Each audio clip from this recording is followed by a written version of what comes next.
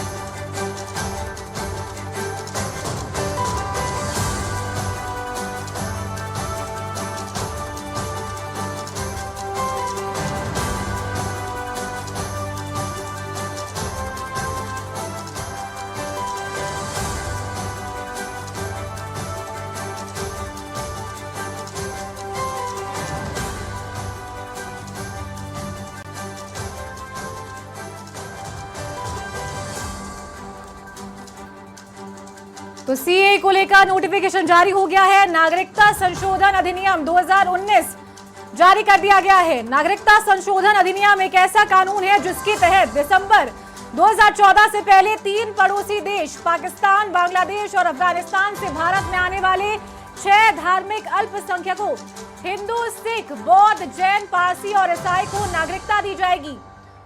तो कुछ देर पहले प्रधानमंत्री देश के लिए एक बड़ी घोषणा करने वाले थे, बड़ा ऐलान करने वाले थे और अब अधिनियम को लेकर नोटिफिकेशन जारी कर दिया गया है। तो इस वक्त की सबसे बड़ी खबर आपको बता रहे हैं, जहां सीएए को लेकर नोटिफिकेशन जारी हो गया है। नागरिकता संशोधन अधिनियम 2019 के लिए नोटिफिकेशन जारी कर दिया है।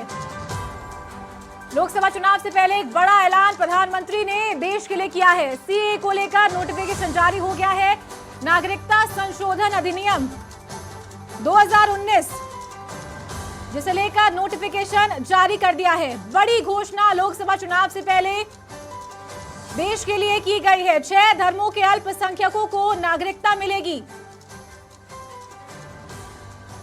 पड़ोसी देशों से आए अल्पसंख्यकों को नागरिकता दी जाएगी, जिसमें हिंदू, ईसाई, सिख, जैन, बौद्ध और पारसी धर्म शामिल हैं।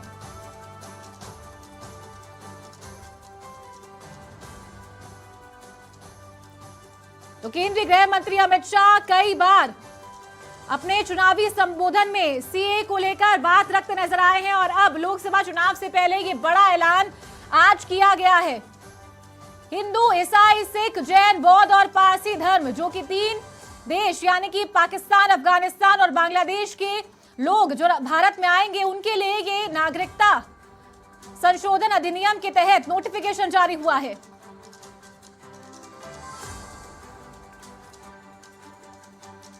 तो इस वक्त की बड़ी जानकारी आपको दे दें कि अधिनियम को लेकर नोटिफिकेशन जारी कर दिया गया है और आज नागरिकता संशोधन अधिनियम 2019 के लिए यह नोटिफिकेशन जारी हुआ है।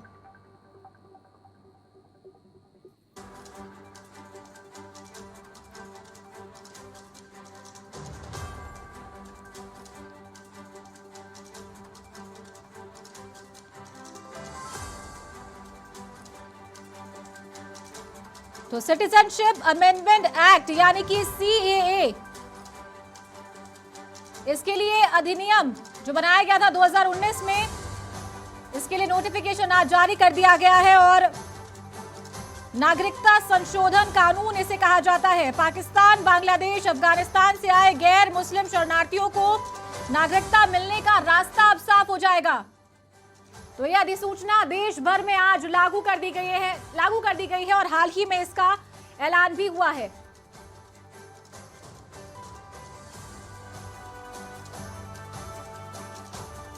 तो गृह मंत्री अमित शाह ने 10 फरवरी को यह कहा था कि लोकसभा चुनाव से पहले देश में सिटीजनशिप अमेंडमेंट एक्ट लागू हो जाएगा और कहा कि सीएए देश का एक्ट है, इसे हम यकीनन नोटिफाई करेंगे और इसे चुनाव से पहले नोटिफाई किया जाएगा। चुनाव से पहले इसे लागू भी कर दिया जाएगा और इसे लेकर कोई कंफ्यूजन नहीं होना चाहिए और आज इसका ऐलान कर दिया गया है। अधिनियम को लेकर नोटिफिकेशन जारी हो गया है और पूरे देश भर में आज से नागरिकता संशोधन अधिनियम 2019 लागू हो गया है। तो सीएए के तहत 31 दिसंबर 2014 से पहले पाकिस्तान, अफगानिस्तान, बांग्लादेश से धार्मिक आधार पर प्रताड़ित होकर भारत आए हिंदू, सिख, बौद्ध, जैन, पारसी और ईसाई समुदाय के लोगों को नागरिकता दी जाएगी। और ज्यादा जानकारी के साथ सहयोगी अधिराज सिंह नेरुका का रुख करते हैं। अधिराज, लगातार इस बात की चर्चा थी, सभी दिग्गज इस बात का चर्चा करते थे चुनावों में, और अब ये नोटिफिकेशन जारी हो गया है। क्या लगता है, क्या फायदा बीजेपी को इस बार होगा?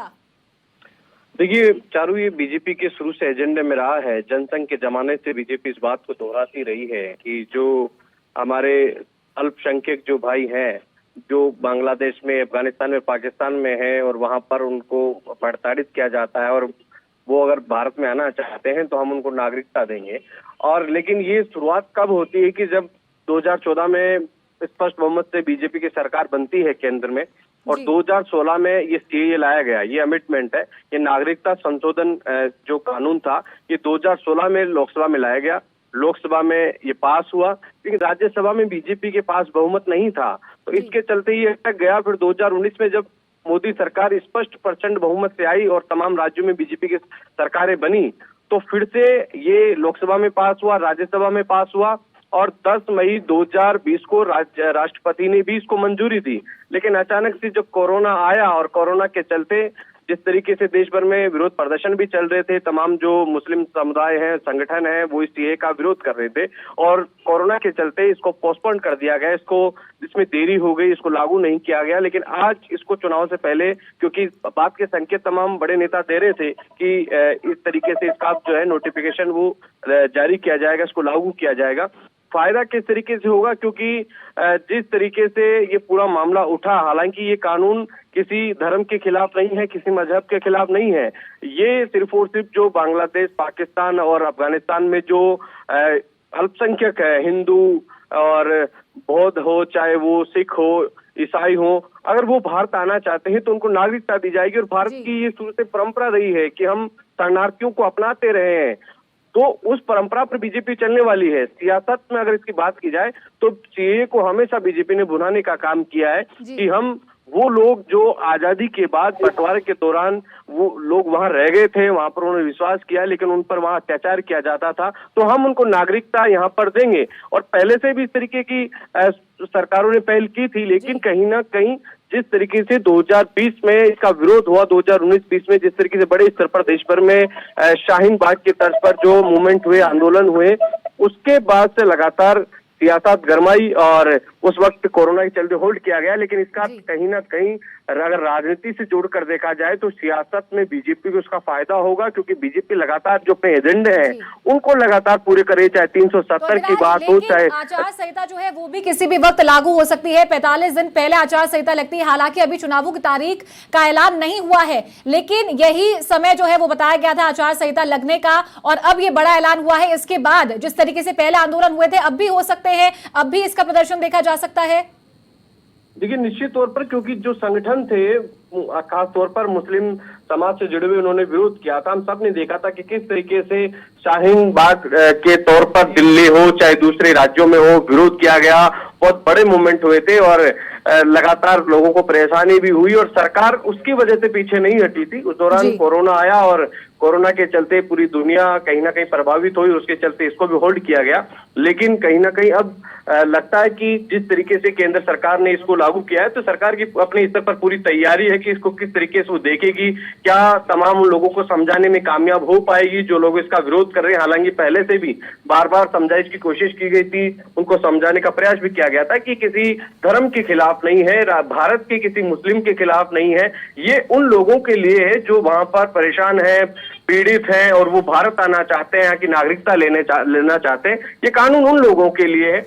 कितना कारगर हो पाएगी मोदी सरकार उन लोगों को समझाने में, ये वक्त की बात है, लेकिन निश्चित तौर पर मोदी सरकार ने इसको लागू किया है, तो सभी चीजों को देखकर इस स्तर पर अध्ययन करने के बाद इसको लागू किया है। ठीक है दिराज, आप बने रहिए हमारे साथ, और न्यूज रूम से हमारे डिप्टी एडिटर स्वप्निल बैरागी हमारे साथ जुड़ गए हैं, उनके साथ में editor in chief JP Sharma भी हमारे साथ मौजूद हैं। स्वप्निल, आपसे जानना चाहेंगे, आज नोटिफिकेशन जारी हो गया है, चुनावों को देखते हुए क्या एनालिसिस है आपका, कितना फायदा बीजेपी को इसका मिलने वाला है, जानना चाहेंगे। देखिए चारू, 5 साल पहले मोहर लग चुकी थी इस अमेंडमेंट एक्ट पर, सिटीजनशिप अमेंडमेंट एक्ट पर 5 साल पहले मोहर लग चुकी थी। फिर ये कहा जा रहा था कि नियम बनाने में देरी हो रही है। नियम तो ये भी कहते हैं कि अगर राष्ट्रपति की सहमति मिल गई है तो 6 महीने के भीतर आपको नियम बनाने होते हैं और सारी चीज़ों को फॉलो करवाना होता है। लेकिन उसके बाद कोरोना काल आ गया था, जिसकी वजह से ये 2 साल के लिए पेंडिंग में चला गया। इसका एक्सटेंशन लेते रह गए, एक्सटेंशन मिलता रहा। ऐसे में कांग्रेस की ओर से भी ये आरोप लगाए जा रहे थे कि अगर आपकी इतनी मंशा है तो आप उसे जारी क्यों नहीं कर रहे हैं, कहीं आप चुनावों में फायदा तो नहीं लेना चाहते हैं। लेकिन कांग्रेस अपने बेसिक रिएक्शन में एक बात को भूल गई थी कि वो जो ऑलरेडी भारत की नागरिकता रखने वाले लोग हैं उनको सीएए नहीं छूता है। इसे लेकर भ्रांतियां फैलाई गई। और हाल ही में बंगाल में एक रैली में बीजेपी के कद्दावर चेहरे ने यह कहा था कि हम 7 दिनों के भीतर सीएए लाने वाले हैं। हालांकि 7 दिन के भीतर सीएए नहीं आया, लेकिन गृह मंत्री अमित शाह ने एक टीवी चैनल को दिए इंटरव्यू में यह कहा कि चुनावों से पहले हम ले आएंगे। अब आज सुबह से देखिए आप, ये बस था कि सीएए का नोटिफिकेशन आज जारी हो जाएगा और अब से कुछ देर पहले ये जारी हो चुका है। ये इस वक्त की सबसे बड़ी खबर है। जहां तक आप रहा सवाल आपका, जो आप कह रही हैं कि ये मास्टर स्ट्रोक और इसकी टाइमिंग, इसको लेकर हम रिएक्शंस लेंगे। मेरे साथ channel head JP Sharma ji भी जुड़े हुए हैं। क्या मास्टर स्ट्रोक जैसा शब्द या फिर टाइमिंग जैसा शब्द कोई मायने रखता है आज सीएए के नोटिफिकेशन जारी होने के बाद? दोनों बातें हैं सुनील, मायने रखता भी है और आप उसको दूसरे तरीके से भी देख सकते हैं। मायने इस तरीके से रखता है कि आज सीएए का नोटिफिकेशन जारी हुआ है तब, जबकि अटकलें ये गर्म हैं कि आज ही लोकसभा चुनाव का नोटिफिकेशन जारी हो सकता था, कल हो सकता है, परसों हो सकता है, यानी बिल्कुल एकदम ऐन पहले, चुनाव की घोषणा से ऐन पहले सीएए का नोटिफिकेशन जारी होना और उसके साथ जो पिछले साल, 2 साल, 3 साल की जो घटनाएं हैं, जिसमें खासतौर पे पिछले 1 साल की घटनाएं हैं, उनको आप सिलसिलेवार जोड़िए तो वो सब इस बात को सहूलियत देती हैं कि बीजेपी का जो वोट बैंक है, मेजॉरिटी वोट बैंक है, वो और पुख्ता होता है। निश्चित तौर पर सीएए को लेकर एक बहुत बड़ी दृढ़ इच्छा शक्ति दिखाए बिना फैसला लिया जाना संभव नहीं था, क्योंकि तमाम जो बड़े फैसले पिछले 4-5 साल में, नोटबंदी हुई, अचानक रात को घोषणा हुई, उसकी जो प्रतिक्रियाएं आनी थी उसके बाद आईं। इसी तरह से 370 की घोषणा हुई, भले ही तैयारी थी अंदर भीतर, लेकिन अचानक घोषणा हुई, उसकी प्रतिक्रियाएं उसके बाद में आईं। लेकिन सीएए के बारे में प्रतिक्रियाओं का दौर पिछले 5 साल से चल रहा है। नोटिफिकेशन आज जारी हुआ है तो तमाम जो सोसाइटी के अलग अलग सेक्शन से, देश के अलग अलग भागों से जो प्रतिक्रियाएं आनी थी वो आ गई। उसका नफ़ा नुकसान, गुणा भाग जो होना था वो सब हो लिया। और अब जब इसको चुनाव से ऐन पहले नोटिफिकेशन जारी किया गया है तो समझा जा सकता है कि इसमें राजनीतिक सूझबूझ भी कहीं ना कहीं अपनी जगह बनाए हुए हैं। नॉर्थ ईस्ट में सबसे ज़्यादा एग्रेशन सीएए को लेकर देखने को मिला था। उस समय हुए प्रदर्शनों में कुछ लोगों की जान भी गई थी। एक बार अब जब नोटिफिकेशन जारी हो गया है, नॉर्थ ईस्ट एक बार फिर सुलग सकता है। इन सारी चीज़ों के प्रोज एंड कॉन्स को तो देखा ही गया होगा। बांग्लादेश के साथ जो हमारी बॉर्डर है वो, वहाँ फेंसिंग नहीं है बहुत सारी जगहों पर, वहाँ इन्फिल्ट्रेशन बहुत आसान होता है। हिंदुस्तान में जो बांग्लादेशी शरणार्थियों की समस्या है वो किसी एक इलाके की समस्या नहीं है। नॉर्थ ईस्ट में ज़्यादा है, लेकिन कमोबेश पूरे हिंदुस्तान में है। और इस दर्द भी मुझे लगता है कि जो होता है वो यहीं से होता है कि वहाँ से आने वाले लोग, जो चूँकि ज़्यादातर लोग अल्पसंख्यक समाज के हैं, उनको नागरिकता मिलने से वो लोग वंचित रहेंगे और बहुसंख्यक लोगों को नागरिकता देने का रास्ता खुलता है। तो निश्चित तौर पर वहाँ ज़्यादा एजिटेशन होना था। लेकिन आप इसको इस तरह से देखिए स्वप्निल, कि जिनको कभी आंदोलनजीवी नरेंद्र मोदी ने कहा था, उनके अपने शब्द हैं, लेकिन आप ये सवाल ज़रूर खड़ा होते हुए देखते हैं कि कभी बात अवसर के हिसाब से हो जाती है समानता की, और कभी बात अवसर के हिसाब से हो जाती है स्टेक होल्डर्स की। जैसे 370 जब हटाई गई तो बात ये हुई कि साहब स्टेक होल्डर से बात करिए। तो स्टेक होल्डर्स की अगर बात है तो इसमें किस स्टेक होल्डर से बात करने जाएं भाई? क्या बांग्लादेश जाएं, पाकिस्तान जाएं, वहाँ के हिंदू, सिख, जैन जो हैं उनसे बात करें, या वहाँ के मुसलमानों से बात करें कि आपके लिए रास्ता नहीं खोला गया है, आपको कैसा लग रहा है? यहाँ तो कोई स्टेक होल्डर जैसी बात नहीं है। समानता की जब बात आती है, कश्मीर का मैंने उदाहरण दिया आपको, जब समानता का आप थंब रूल लिए हुए हैं तो फिर कश्मीर के लोग भी समान हैं और बाकी भारत के लोग भी समान हैं। तो किसी एक जगह तो रहिए, या तो समानता की पैरवी करिए या फिर स्टेक होल्डर्स की मंशा जान लेने की पैरवी करिए, जनमत संग्रह की पैरवी करिए। तो दोनों चीज़ें एक साथ नहीं चल सकती। इस मामले में कम से कम ऐसा है कि हिंदुस्तान की बॉर्डर के अंदर, हिंदुस्तान की सरहद में रहने वाले लोगों के ऊपर इस एक्ट का किसी भी तरह का कोई प्रभाव चूंकि नहीं पड़ता है। इसलिए इस सरहद में जो रहने वाले लोग हैं, हमारे देश की सरहद के अंदर जो लोग निवास कर रहे हैं, उनको तो इससे कोई फ़र्क ही नहीं पड़ना चाहिए। ये एक पॉलिसी डिसीजन है, सरकार का डिसीजन है। अब जो लोग इसको हिंदूवादी फैसला या मुसलमान विरोधी फैसला बताकर प्रस्तुत करना चाहें, वो निश्चित तौर पर ये कह सकते हैं कि ये गलत हो रहा है या असमानता है। लेकिन दूसरा पक्ष ये कहता है कि ये एक भूल सुधार है, ये तो 1947 में हो जाना चाहिए था। तो दोनों पक्षों की अपनी अपनी जगह बातें हैं, लेकिन तार्किक बात की तरफ ही जाना होगा। जब टाइमिंग को लेकर हमने बात की और हमने इस बात को निश्चित तौर पर माना कि लोगों को फ़ायदा मिल सकता है, बीजेपी को फ़ायदा मिल सकता है, अगर मैं डायरेक्टली कहूँ तो एक बड़े सॉकेट में तो फ़ायदा मिलेगा, लेकिन जहाँ से वो कुछ सीटों को लेना चाहती हैं, रिकवर करना चाहती है, वहाँ पर विरोध के स्वर हम पहले सुन चुके हैं। तो क्या वो रिफ्लेक्ट करेगा? और दूसरा, अगर स्थितियाँ इस तरह की रहती हैं तो अब थोड़े दिन में आचार संहिता लगी जानी है और हम जगह जगह पर पुलिस फोर्सेस भी होंगे, तो ऐसे में निपटने में थोड़ी आसानी भी होगी इस तरह की किसी भी प्रदर्शन से। तो आप इसको अभी भी एज अ मास्टर स्ट्रोक ही हम कंसीडर करेंगे या सॉकेट्स के लिए, पॉकेट्स के लिए हम इसको मास्टर स्ट्रोक कंसीडर करेंगे? पहली बात तो मुझे नहीं लगता कि इसको लेकर के किसी तरह के जो आप आशंका जता रहे हैं उस तरह के आंदोलन, देशव्यापी आंदोलन सामने आएंगे, क्योंकि हर आंदोलन की, हर उत्तेजना की एक उम्र होती है। ये 5 साल की उम्र जी चुका है। ये जो उत्तेजना थी ये 5 साल पीछे छूट चुकी है, तो अब वो स्थिति मुझे बनने वाली नहीं दिखाई देती, पहली बात। दूसरी बात, जो आपने फ़ायदे की कही, जो रणनीति और राजनीति बीजेपी की और कांग्रेस की, जो सबसे बड़ा आज भी विपक्षी दल है, उन दोनों की हम तुलना करके देखते हैं तो बीजेपी का एजेंडा स्पष्ट है। उनको इस बात की कभी परवाह करते हुए हमने नहीं देखा कि अल्पसंख्यक समाज क्या सोचेगा। पूरे राजस्थान में 200 में से एक टिकट भी अगर ना दें तो कोई बड़ी बात, किसी को ताज्जुब नहीं होता। हिंदुस्तान में एक टिकट को अभी तक जो लिस्ट आई है उसमें केरल से दिया गया, तो चर्चा का विषय बना कि एक मुस्लिम को भी टिकट दिया गया है, उनका एजेंडा क्लियर है। कांग्रेस हमेशा हमको इस भ्रम में दिखाई देती है। कांग्रेस के मुस्लिम तुष्टीकरण के आरोप झेलने के सिलसिले के बीच में ही कहीं एक एंटनी की कमेटी बनती है और वो ये कहती है कि अत्यधिक मुस्लिम तुष्टीकरण की वजह से कांग्रेस हारी 2014 का चुनाव बुरी तरह से। तो वहाँ पार्टी में द्वंद्व है, वहाँ विचारधारा में द्वंद्व है, वहाँ लाइन तय करने में भी अभी द्वंद्व की स्थिति दिखाई देती है, जो फिर कहीं ना कहीं बैलेट बॉक्स खुलने तक, ईवीएम मशीन खुलने तक उसका असर दिखाई देता ही देता है। स्वप्निल, लेकिन विपक्ष उलझ गया, सीएए को लेकर अब विपक्ष उलझ गया। अब उनको समझ में नहीं आएगा कि किस तरह का रिएक्शन देना है। भाई, अगर राजनीतिक व्यंग्यकार जो लोग हैं उनकी बात सुनिए तो पहले तो ये आपको देखना पड़ेगा कि विपक्ष है कहाँ कहाँ और जिन जिन पिट्स में है उन पिट्स में किन किन मुद्दों को लिए हुए हैं।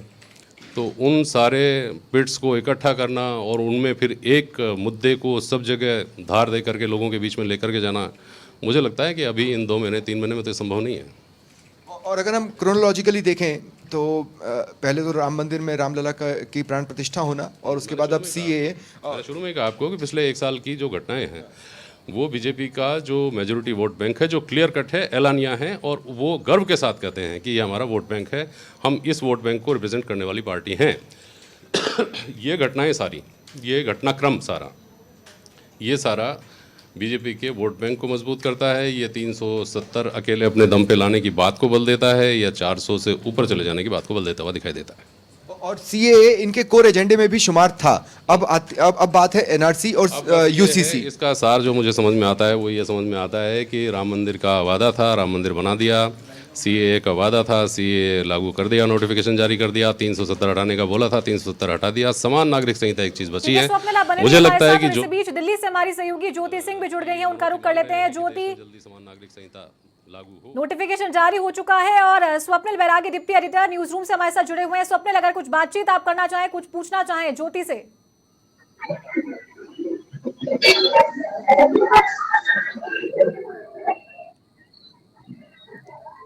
जी स्वप्निल। ज्योति, अगर मेरी आवाज आपको मिल रही है तो इनिशियल रिएक्शंस दिल्ली से क्या है? स्वप्निल, देखिए, सबसे पहले हम सीए की बात करें, जैसे ही नोटिफिकेशन जारी हुआ है, देखिए सबसे बड़ा अपडेट दिल्ली से वो ये है कि जहां पर देखिए कुछ साल पहले जैसे शाहीन बाग एक बहुत ही बड़ा स्पॉट लोकेशन रहा है जहां पर सीए का सबसे ज्यादा विरोध जो है देखने को मिला। देखिए शाहीन बाग हो गया, सीलमपुर हो गया, शहदरा हो गया, इसके अलावा जामा मस्जिद के आसपास का जितना भी इलाका हो गया जो मुस्लिम आबादी वाला, खास तौर पर नॉर्थ ईस्ट दिल्ली का जो इलाका है, जहां पर देखिए हमने देखा था 2020 में काफी ज्यादा जो दंगे जहां पर भड़के हुए दिखाई दिए थे, वहां पर देखिए पुलिस ने फ्लैग मार्च करना स्टार्ट कर दिया है। लगातार बैरिकेडिंग देखिए जो है लगा दी गई है हर रोड पर, हर गली के चप्पे चप्पर पर पुलिस इस वक्त जो है फ्लैग मार्च करती हुई दिखाई दे रही है। आसपास की तस्वीरें अगर दिखा पाए तो हम सभी देखना चाहेंगे। जो बात हम देखिए, बैरिकेडिंग पीछे हमें नजर आ रही है, लेकिन किस तरह से चीजों पर निगाहबानी की जा रही है, अगर आप साथ ही साथ दिखा पाए। बिल्कुल स्वप्निल, देखिए मैं इस वक्त जो खड़ी हुई हूँ वो नॉर्थ ईस्ट की बॉर्डर जो है देखिए वहां पर खड़ी हूँ। तो यहाँ पर देखिए पुलिस ने एक नॉर्मल बैरिकेडिंग कर रखी है, लेकिन इस रोड को जैसे ही क्रॉस करेंगे तो पीछे जो इलाका है देखिए वो स्टार्ट हो जाएगा। लक्ष्मी नगर, शास्त्री पार्क, सिलमपुर, गीता कॉलोनी, ये सारा इलाका देखिए वो वाला है। यहाँ पर देखिए मेरे सामने से देखिए जो पुलिस है देखिए फ्लैग मार्च करते हुए ऐसे दिखी है, और उन इलाकों के अंदर लगातार जो फ्लैग मार्च है देखिए वो किया जा रहा है। जैसे ही देखिए सीए का नोटिफिकेशन जारी हुआ और ऐसे में दंगे भड़कने का देखिए सबसे ज्यादा डर इसी मुस्लिम आबादी वाले इलाकों में रहता है, तो वहां पर फ्लैग मार्च किया जा रहा है। पुलिस लगातार निगरानी रखे हुए है, बैरिकेडिंग लगा दिया गया है, क्योंकि देखिए पिछली बार जैसे ही सीए का ऐलान हुआ था, देश में लागू हुआ था, वैसे ही लगातार जो दंगे थे खासतौर से शाहीन बाग, लेकिन सीए से जाफराबाद, ज्यादा ज्योति एनआरसी का विरोध था उस समय, जिस समय की आप बात कर रही हैं। हालांकि सीएए का भी विरोध जमकर किया गया, लेकिन मेजॉरिटी में जो विरोध था वो एनआरसी का था। बिल्कुल, देखिए एनआरसी का भी विरोध था और सीए का भी जो विरोध था देखिए वो जमकर किया गया। तो अभी भी देखिए इस तरीके की स्थिति जो है दोबारा ना उत्पन्न हो जाए, इसीलिए पुलिस पूरी तरीके से निगरानी करती हुई दिखाई दे रही है, फ्लैग मार्च करती हुई दिखाई दे रही है। और देखिए लगातार जो सिक्योरिटी से पर्पज से जितने भी अहम कदम है देखिए दिल्ली पुलिस के पास ऑर्डर जा चुके हैं और अब वो इस काम को करते हुए दिखाई दे रहे हैं। वही देखिए सीए की बात करें, जैसे नोटिफिकेशन जारी हो गया है, अब इसकी बात हम करें तो देखिए 3 देशों से आने वाले, हम फिर चाहे वो अफगानिस्तान हो गया, पाकिस्तान हो गया, बांग्लादेश हो गया, यहाँ से धार्मिक आधार पर जो उत्पीड़ित लोग हैं देखिए उनको नागरिकता पाने का जो रास्ता है देखिए यहाँ से साफ हो जाएगा। मुस्लिमों को छोड़कर अगर हम बात करें तो देखिए इसीलिए ताकि किसी भी तरीके का दंगा ना भड़के, तो फिलहाल देखिए यहाँ पर जो मुस्तैदी है पुलिस की वो जरूर देखने को मिलेगी। और आज रात तक देखिए अगर बात करें हम, रात तक भी जो है फ्लैग मार्च करने के ऑर्डर जो है दिल्ली पुलिस को आ चुके हैं, ताकि किसी भी तरीके का दंगे वाली स्थिति जो है वो ना उत्पन्न हो पाए। स्वप्निल जी बिल्कुल, और देखिए लगातार रिएक्शंस भी आ रहे हैं। मैं एक बात यहाँ पर साफ कर दूं कि देखिए डायरेक्टली इस देश के जितने भी नागरिक हैं, यानी हमारे देश के जितने भी नागरिक हैं, सीएए उससे बिल्कुल भी छेड़छाड़ नहीं करता है। आप उनसे जोड़कर इसे न देखें, आपको सीएए को समझना पड़ेगा। दूसरी कंट्रीज में, जो बगल की कंट्रीज हैं, वहां पर जो माइनॉरिटी में है और जिनका उत्पीड़न हुआ है वो यहाँ पर आते हैं, तो ऑनलाइन पोर्टल के जरिए, जिसका ड्राई रन भी हो चुका है। मैं आपको ये बता दूं, देखिए नियम बना लिए गए थे, हालांकि नियम बनाने के लिए लगातार संसदीय समिति से सरकार एक्सटेंशन लेती रही है, लेकिन बीते कुछ दिनों ये खबर आई थी कि नियम पूरी तरह से बना लिए गए, ऑनलाइन पोर्टल को भी रन कर देख लिया गया है, ड्राई रन कंप्लीट हो चुका है। तो वो जो दूसरे देशों में माइनॉरिटी में आते हैं, जैसे हिंदू, बौद्ध, ईसाई, सिख, ये इन सभी लोगों को एनकलकेट करता है सीएए। वो अगर यहाँ पर आते हैं और नागरिकता चाहते हैं, उनके पास अगर पेपर्स नहीं है, तो वो ऑनलाइन पोर्टल पर जाकर रजिस्टर कर सकते हैं। टाइम बाउंड प्रक्रिया है, उस time bound process, time boundedness के भीतर ही ये चेक किया जाएगा और फिर उन्हें ऑनलाइन ही नागरिकता दी जाएगी। कुल मिलाकर प्रोसेस इतना सा है।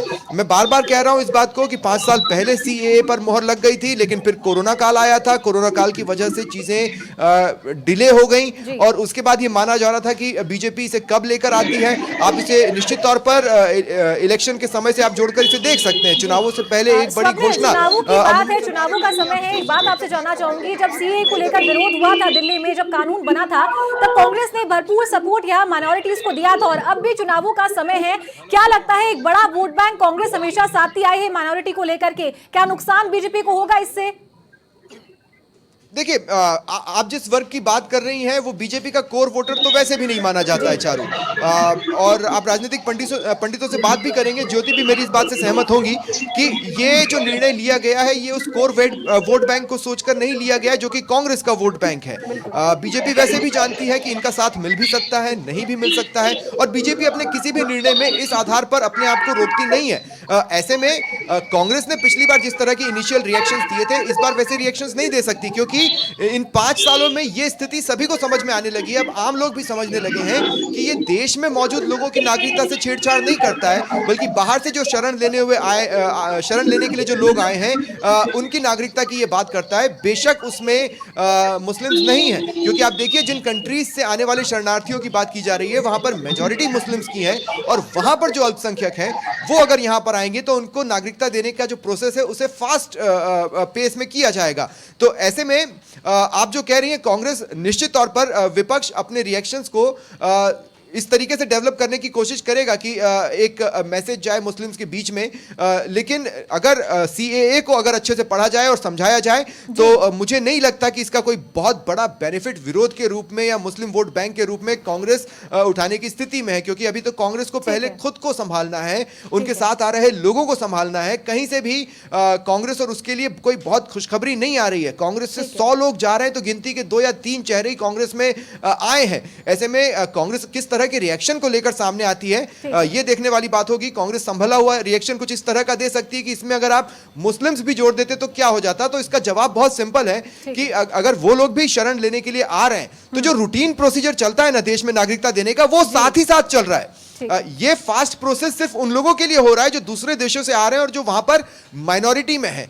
अगर मुस्लिम्स यहां पर आ रहे हैं तो जो एक रूटीन प्रोसीजर है नागरिकता का, वो चल रहा है, वो उसके जरिए अप्लाई कर सकते हैं। ये उन्हें भी नहीं रोकता, सीएए उन्हें भी नहीं रोकता नागरिकता लेने से। लेकिन बस ये है कि वो इस प्रोसेस का हिस्सा नहीं है। उनके लिए ऑलरेडी जो पहले से चला आ रहा प्रोसेस है वो उसके जरिए अप्लाई कर सकते हैं और उसके जरिए नागरिकता को देख सकते हैं। खास बात यही है ज्योति, मैं आपसे ये सवाल, सहयोगी अधिराज सिंह नरूका भी जयपुर एयरपोर्ट से हमारे साथ जुड़ रहे हैं। सीएम भजनलाल शर्मा आज अयोध्या से रामलला के दर्शन करके पहुंच रहे थे एयरपोर्ट पर और इसी बीच ये बड़ी खबर आ गई है। अधिराज, आपसे जानना चाहेंगे, एक तरफ रामलला की प्राण प्रतिष्ठा हुई थी, एक बड़ा तोड़ जो बीजेपी के पास है जिसका कांग्रेस कोई तोड़ नहीं निकाल पाई है, और दूसरा आज नोटिफिकेशन जारी हो गया है नागरिकता संशोधन अधिनियम को लेकर। क्या रिएक्शंस अभी तक भाजपा या कांग्रेस से सामने आए हैं?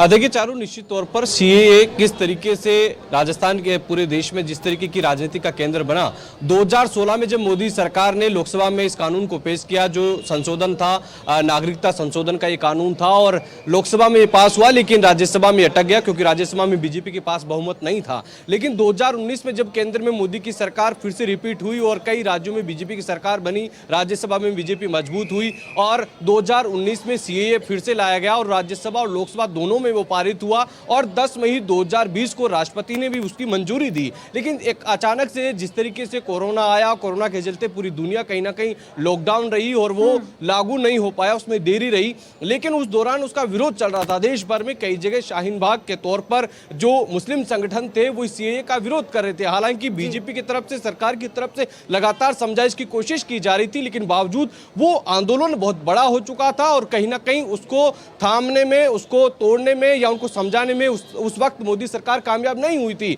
लेकिन उसके बाद लगातार ये संकेत मिल रहे थे कि आखिर सीएए कब लागू होगा। बीते कुछ दिनों से लगातार बीजेपी के नेता भी इस बात के संकेत दे रहे थे, लेकिन समय की बात है, किस समय पे लाया गया, क्योंकि देश चुनाव की दहलीज पर है और ये मुद्दे किस तरीके से हवा पर तैरते हैं, बीजेपी किस तरीके से भुनाती है और कहीं ना कहीं विपक्ष को, जो तमाम दूसरी पार्टियां हैं, उनके लिए एक चुनौती हो गई कि वो इससे कैसे पार पाएंगे, इस मुद्दे पर उनको बोलना या नहीं बोलना। क्योंकि बीजेपी तो अधिकतर तमाम जो राज्यों के चुनाव होते हैं वहां पर मुस्लिम वर्ग से टिकट भी नहीं देती है। ऐसी स्थिति में जो वोट बैंक है, विपक्षी जो पार्टियां हैं, उनके लिए एक चुनौती हो गई कि इस मुद्दे पर किस तरीके से अपनी बात रखेंगी या नहीं रखेंगी। और दूसरी तरफ क्या लोकसभा चुनाव में ये मुद्दा बनेगा, क्योंकि बीजेपी ऐसे तमाम मुद्दों को भुनाने में पूरी तरीके से कामयाब होती है, लेकिन इसका तोड़ तमाम विपक्षी दलों के पास क्या रहेगा, ये कहीं ना कहीं कांग्रेस सहित जो दूसरी पार्टियां, क्षेत्रीय दल, उनके लिए चुनौती हो गई है। और सीएए कि अगर समझने की कोशिश की जाए तो सरकार के लिए भी एक चुनौती रहेगी कि एक तरफ चुनाव है और सब लोगों ने इसका विरोध देखा था, तो किस तरीके से वो मुस्लिम संगठनों को, मुस्लिम समाज को समझाने में कामयाब हो पाएंगे कि ये किसी धर्म विशेष के खिलाफ नहीं है, मुस्लिमों के खिलाफ ये कानून नहीं है। ये कानून सिर्फ और सिर्फ जो अफगानिस्तान, पाकिस्तान और बांग्लादेश के जो अल्पसंख्यक है, बौद्ध है, ईसाई है, वहाँ के हिंदू हैं, वो अगर प्रताड़ित, परेशान है और वो राजस्थान की या भारत की किसी भी राज्य की नागरिकता लेना चाहते हैं तो वो उससे जुड़ा हुआ कानून है। उसमें भारत के किसी मुसलमान का हित कहीं ना कहीं संकट में नहीं है, उसके खिलाफ ये कानून नहीं। उसको समझाने में कितनी कामयाब हो पाएगी, कानून व्यवस्था को किस तरीके से बनाकर रखा जाएगा, क्योंकि सामने चुनाव है। और दूसरी तरफ अगर इसको राजनीतिक तरीके से समझा जाए तो पॉलिटिकल पार्टी इसका किस तरीके से तोड़ निकालेगी, खासतौर पर कांग्रेस पार्टी, ये देखने वाली बात रहेगी। जी ठीक है दिराज, अब बने रहिए हमारे साथ। स्वप्निल, आपका रुख करना चाहूंगी, लगातार रिएक्शंस की बात करें थे तो पहला रिएक्शन यहाँ पर पश्चिम बंगाल की सीएम ममता बनर्जी का सामने आया है और कह रही है कि उन्हें रूल्स देखने दीजिए, नोटिफिकेशन नोटिफिकेशन का वो इंतजार कर रही है और अगर लोगों के अधिकार ये छीन रहा है तो उसके खिलाफ जरूर लड़ाई लड़ेंगे। तो देखिए, राजनीति में लगातार ये चीजें आती हैं और तोड़ तो यहाँ पर जरूर निकाला जाएगा, क्योंकि अब राजनेता जो नेता हैं वो राजनीति करने से बाज नहीं आएंगे इस पर, तो कोई ना कोई लूप होल तो जरूर निकाला जाएगा। रिएक्शंस देने होंगे। मैंने आपसे इस बात को आपसे कुछ सेकंड्स पहले ही ये कहा है कि विपक्ष बहुत सोच समझकर रिएक्शंस देगा। आप ममता बनर्जी के रिएक्शन की बात कर रही हैं, मेरे पास कांग्रेस का भी आधिकारिक बयान आ चुका है। जयराम रमेश ने ये बयान जारी किया है कि सीएए को अधिसूचित करने में मोदी सरकार को 4 साल 3 महीने लग गए। देखिए, जिस टाइम जोन की मैं बात कर रहा था, जिसमें से 2 साल 2.5 साल तो आप कोरोना पीरियड के हटा दीजिए, तो ये एक रिएक्शन खड़ा करने की कवायद के तौर पे आप इसे देख सकते हैं।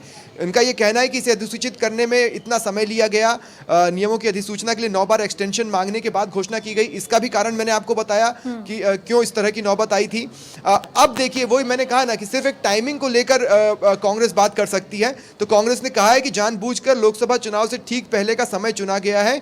स्पष्ट रूप से चुनाव को ध्रुवीकृत करने के लिए ऐसा किया गया है, खासकर असम और बंगाल में। देखिए, हम लगातार इस बात को मेंटेन कर रहे हैं कि सीएए का अच्छा खासा विरोध हमें दिल्ली में तो देखने को मिला ही था, लेकिन बंगाल और नॉर्थ ईस्ट के जो स्टेट्स हैं वहां पर अच्छा खासा प्रदर्शन हमें देखने को मिला था। और जिस तरह से सीएए की आग लगी थी, करीब 50 के आसपास लोगों ने उस प्रदर्शन के दौरान अपनी जान भी गंवाई थी, तो निश्चित तौर पर इसका विरोध देखने को मिला था। लेकिन तब से लेकर अब तक गंगा में बहुत पानी बह चुका है। आपको इस बात को समझना होगा कि इस पूरे पीरियड में साइलेंटली सीएए का मीनिंग हर एक व्यक्ति तक पहुंचाया गया। सीएए की जो सारी बातें हैं, जो उसकी खासियतें हैं, उसकी जो बारीकियां हैं, जो लोगों के मन में शंकाएं थी, उसे दूर करने के लिए एक साइलेंट कैंपेन चलता रहा है। और टीवी डिबेट्स के जरिए भी एक्सपर्ट्स की बातें लोगों ने सुनी है। हम खुद सीएए पर कई डिबेट्स यहाँ पर कर चुके हैं और इससे पहले भी मैं सीएए पर डिबेट्स करता रहा हूँ। हमारे तमाम एक्सपर्ट्स का ये कहना था कि जो बातें जो कि तुरंत में उस समय सीएए आया ही था, ऐसे में जिसको जो लगा उसने वो बयान दिया और उसकी वजह से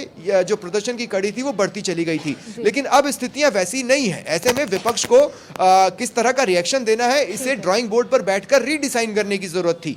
तो ये रीडिजाइन क्या होता है, संभल कर बोलना। जैसे ममता बनर्जी ने कहा कि हम पहले पढ़ेंगे, हालांकि स्थितियां स्पष्ट हैं। टीएमसी के जो सांसद हैं, उन्होंने मोटे तौर पर अगर अब तक नहीं देखा है तो ये बड़े आश्चर्य की बात होगी, सीएए के ड्राफ्ट को अमूमन तकरीबन सारे लीडर्स पढ़ चुके हैं। ऐसे में जो उस समय मुसलमानों के भीतर डर था, चूंकि उन्होंने देखा कि ये उसे नहीं छू रहा है, तो उससे इन्हें अपने कदम पीछे खींचने पड़े हैं। लेकिन बिल्कुल ये बात सही है कि चुनावों से ठीक पहले सीएए का आना बीजेपी को इनडायरेक्टली एक फायदा पहुंचा सकता है। आप देखेंगे, पहले अयोध्या में रामलला की प्राण प्रतिष्ठा का होना और उसके बाद सीएए, जो कि बीजेपी के कोर वादों में शुमार रहा है, बीजेपी के मैनिफेस्टो में शुमार रहा है, उसका होना बीते 1 साल में ऐसी कई चीजें जो कोर वोटर्स माने जाते हैं बीजेपी के, उन्हें एकजुट करती है और उन्हें प्रमोट करती है कि अगर इमोशनल बेसिस पर वोट पड़ेंगे तो ये वो कोर इमोशनल इश्यूज हैं जिसे बीजेपी ने वादा भी किया था और पूरा भी कर दिया है। ऐसे में निश्चित तौर पर उसका फायदा मिलेगा। रही बात टाइमिंग की, तो चारू इस बात को भी समझना जरूरी है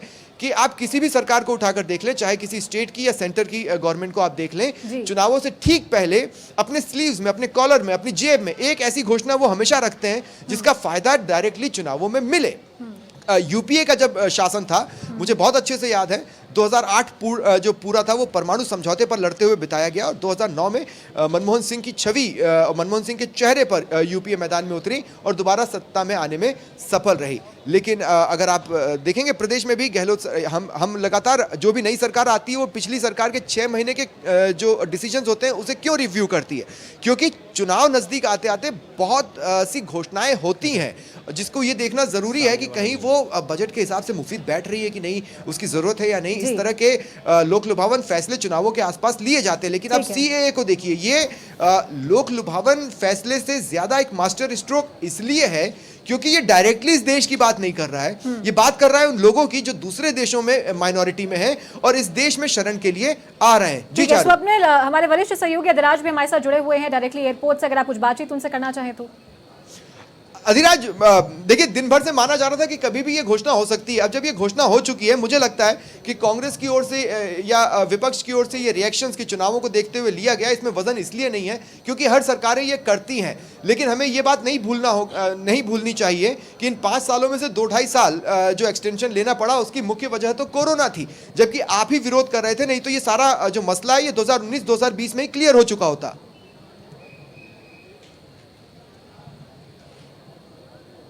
देखिए निश्चित तौर पर 2020 की ये बात है, लेकिन काफ़ी लंबा इसको खींचा गया मोदी सरकार की ओर से भी, और समय को देखा जाए तो निश्चित तौर पर, क्योंकि ये भी एक चुनाव स्टंट के तौर पर रहेगा। बीजेपी जिस तरीके की अपनी एक सियासत करती है और हमेशा कहीं ना कहीं विपक्ष को उलझाने के इस तरीके के तरीके उनके रहते हैं। हालांकि देखिए बीजेपी अपनी सियासत हमेशा इस तरीके की करती रही है, चाहे 370 की बात हो, चाहे राम मंदिर की बात हो, सीए की बात हो, और एनआरसी को लेकर भी जिस तरीके से कई बार इस तरीके के विवाद खड़े हुए, विरोध किए गए, और अपने ही बयानों में कहीं ना कहीं जो कांग्रेसी नेता हैं वो घिर के रह जाते हैं। बीजेपी इस बात को अच्छे से समझती है कि कहीं ना कहीं कोई ना कोई पार्टी जो इंडिया गठबंधन से जुड़ी हुई है वो इसका विरोध करेगी, और उसका पूरा जो खामियाजा है वो इंडिया गठबंधन को, जो इंडी गठबंधन है उसको भुगतना होगा। देखिए जिस तरीके से अभी पिछले दिनों की बात की जाए स्वप्निल, तो कई ऐसी पार्टीज थी जिन्होंने सनातन धर्म को लेकर कोई टिप्पणी की, और उसका खामियाजा कहीं ना कहीं पूरा जो इंडी गठबंधन है, जिस तरीके से पीएम मोदी अमित शाह फिर उसको पलटवार करते हैं, उनको निशाना कहीं ना कहीं साधने की कोशिश करते हैं, उसका खामियाजा भुगतना पड़ता है। देखिए पूरा बड़ा गठबंधन है, कोई ना कोई इस पर खुलकर बोलेगा, इसकी खिलाफत करेगा, इसके खिलाफ बोलेगा, और उसका कहीं ना कहीं जो फायदा है ध्रुवीकरण के तौर पर वो बीजेपी को लोकसभा चुनाव में मिलेगा। बीजेपी के जो थिंक टैंक है वो इस बात को समझते हैं, रणनीतिकार इस बात को समझते हैं कि कहीं ना कहीं देखिए तमाम विकास की बात की जाए, लेकिन देश की जो राजनीति जिस तरीके से चलती है, जिस तरीके का तड़का इसमें लगाया जाता है, और भाषणों में अभी हाल ही में जिस तरीके से एक बड़ा एजेंडा कहीं ना कहीं पूरा मुद्दा जो चुनावी था वो एक परिवारवाद को लेकर बन गया था। जिस तरीके से लालू यादव ने पीएम मोदी के परिवार को टारगेट किया और किस तरीके से पीएम मोदी ने उसको भुनाया, तो भुनाना पीएम मोदी और उनकी टीम पूरी बीजेपी इस तरीके से वो जानती है कि किस तरीके से किस मुद्दे को भुनाया जाता है, और परिवारवाद में कहीं ना कहीं जो विपक्षी दल है वो सिमट कर रह गए और एक मैसेज जनता के बीच में देने की कोशिश की गई। अब लेकिन मुझे लगता है कोई भी पॉलिटिकल पार्टी अगर इसलिए भी कारगर नहीं बना पाएगा, क्योंकि इतने वक्त में बीजेपी ने साइलेंटली सीएए के बारे में तकरीबन सब लोगों को समझा दिया है कि सीएए क्या है, किन लोगों से डील करता है, देशवासियों से तो वो डील भी नहीं करता है। ये तमाम बातें हम लोगों को समझ में आने वाली है। इसका मतलब यह है कि बीजेपी को तो इसका पूरा फायदा मिलना है, लेकिन विपक्ष को भी इसके विरोध के नाम पर कुछ हासिल हो जाएगा, ऐसी स्थिति बिल्कुल नहीं है।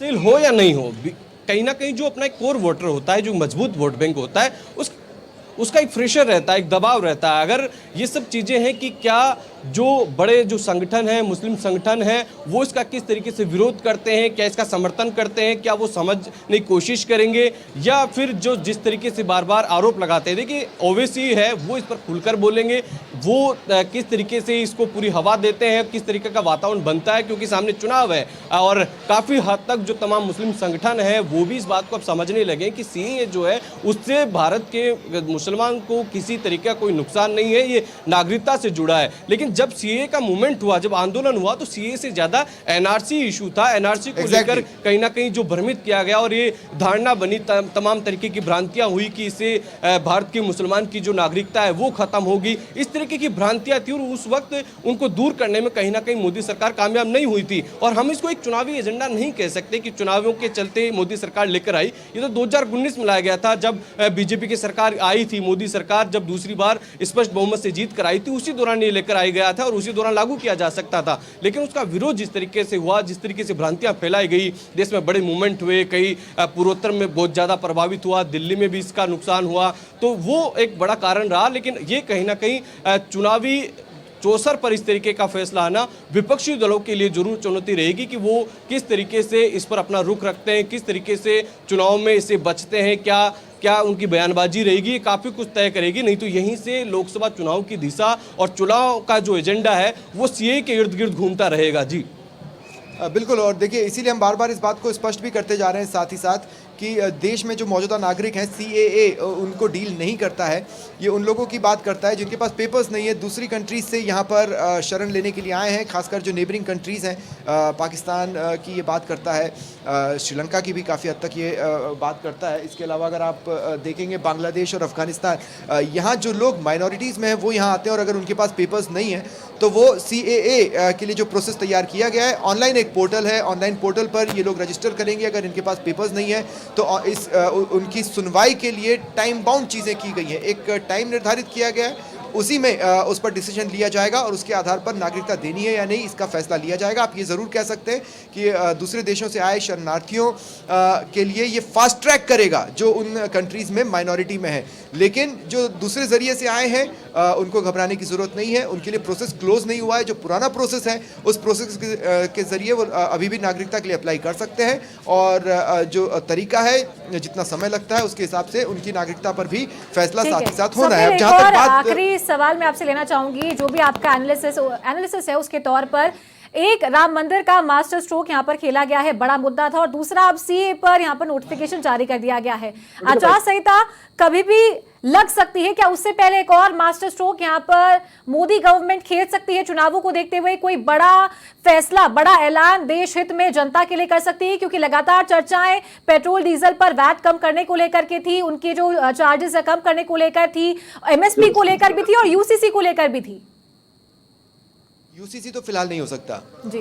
चारू, फिलहाल वो अगर नरेंद्र मोदी हैट्रिक लगाने में सफल रहते हैं तो वो उनका नेक्स्ट एजेंडा तो कंफर्म तौर पर रहेगा। लेकिन जैसा कि आपने कहा, मैं आपसे खुद कहना चाहता हूँ, इस मास्टर स्ट्रोक के बाद क्या चारू आपको लगता है कि किसी एक्स्ट्रा मास्टर स्ट्रोक की जरूरत बच जाती है?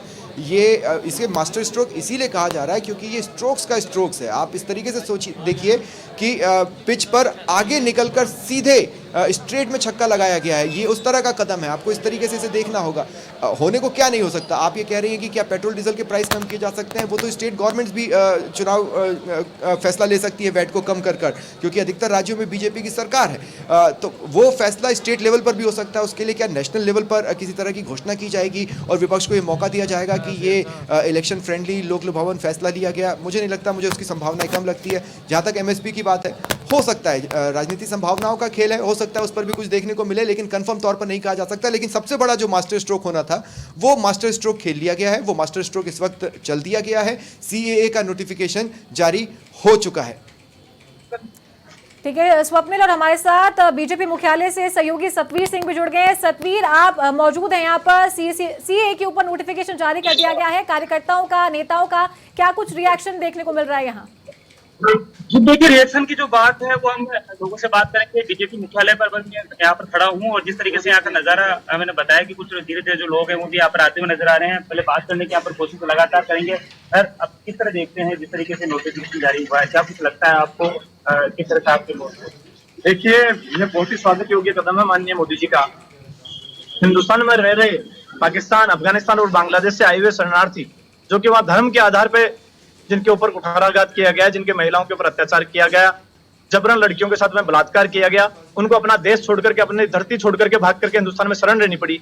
ऐसे निवासियों का यहाँ की नागरिकता दी जाएगी। इसमें किसी भी हिंदुस्तान में रहने वाले मुसलमान को या किसी भी नागरिक को आशंकित होने की जरूरत नहीं है, किसी भी देशवासी को डरने की जरूरत नहीं है।